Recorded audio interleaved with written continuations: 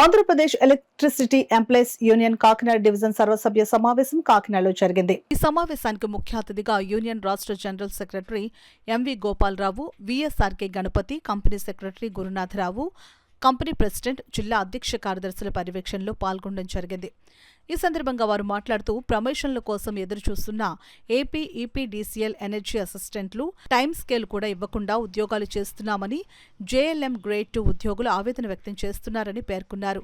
జీతాలు, డిఏలు, ఆరోగ్య భద్రత తదితర సమస్యల పరిష్కారం కోసం పోరాడటం జరుగుతుందని అన్నారు. ఎనర్జీ అసిస్టెంట్లు భవిష్యత్ కార్యాచరణను రూపొందించడం జరుగుతుందని తెలిపారు. ఉద్యోగుల సమస్యలపై ముఖ్యమంత్రి చంద్రబాబు నాయుడు, ఉప ముఖ్యమంత్రి పవన్ కళ్యాణ్ దృష్టికి తీసుకుని వెళ్లి శాశ్వతమైన పరిష్కారం కోసం కృషి చేయడం జరుగుతుందని పేర్కొన్నారు.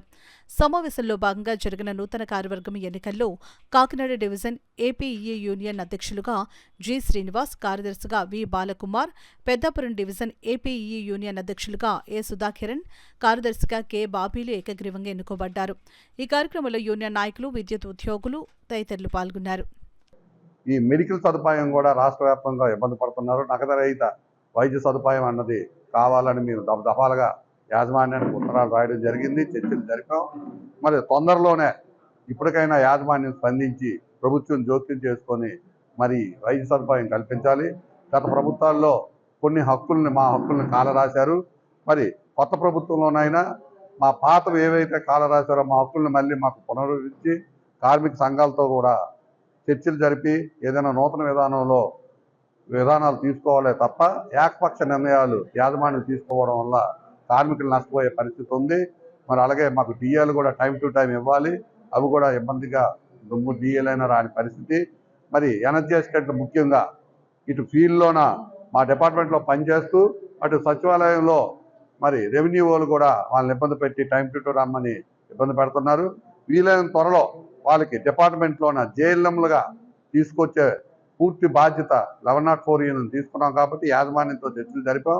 వాళ్ళని రెగ్యులరైజేషన్ ఈ డిపార్ట్మెంట్లో చేసి మరి వాళ్ళని ఒత్తిడి తగ్గించి ఒక డిపార్ట్మెంట్లోనే వాడుకోవాలని మా సూచన.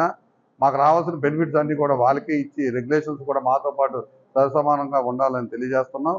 మరి 1/4/22 తర్వాత కూడా ఈపీడీసీఎల్ పరిధిలో కొత్త జీతాలు ఇంకా స్కేల్స్ ఇంప్లిమెంట్ చేయలేదు, అది కూడా ఇంప్లిమెంట్ చేయమని యాజమాన్యానికి చెప్పడం జరిగింది. మరి ఇవన్నీ కూడా దీర్ఘకాల సమస్యలు ఇంకా చాలా ఉన్నాయి.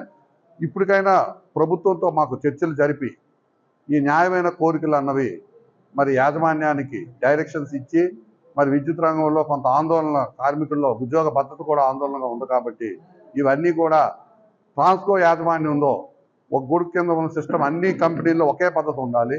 ట్రాన్స్కో జెన్కోలో ఒక పద్ధతి ఉంది, 3 డిస్కంలో ఒక పద్ధతి ఉంది. డిసీజ్డ్ ఎంప్లాయ్మెంట్స్ కూడా రకరకాల విధానాల్లో మాకు లేని పోస్టులు క్రియేట్ చేసి కన్సాలిడేట్ పే ఇస్తున్నారు. ఇది తీవ్ర అన్యాయము. పాత విధానంలోనే మాకు రెగ్యులర్గా వచ్చే టైం స్కేల్ ప్రకారం జీతాలు ఇవ్వాలని, మరి రిక్రూట్మెంట్ కూడా అలాగే జరగాలని, పాత విధానంలో ఏవేవో మేము కోల్పోయామో మా హక్కులన్నీ కూడా మళ్ళీ ఈ ప్రభుత్వం అయినా సరే మేము గెలిపించుకున్న ప్రభుత్వం గవర్నర్ చంద్రబాబు నాయుడు గారు ఇప్పటికైనా పరిశీలించేసి విద్యుత్ రంగంలో మేము ఏదైతే నష్టపోయామో దాన్ని మళ్ళీ రీస్ట్రక్చర్ చేసి పూర్వ విధానంలో తీసుకొస్తారని ఆశతో